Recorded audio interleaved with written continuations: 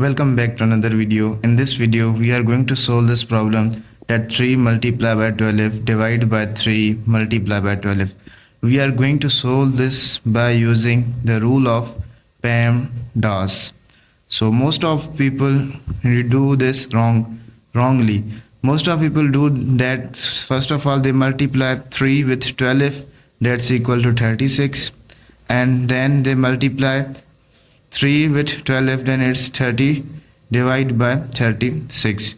So 36 is equal to 1. So this is not our answer, because we are going to from left to right. So first we solve multiplication.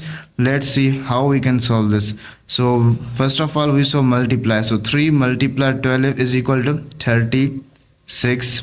Then divide 3 multiply by 12. Now 36 divided by 3 is equal to 12 multiplied by 12. So 12 multiplied by 12 is equal to 144. This is our correct answer.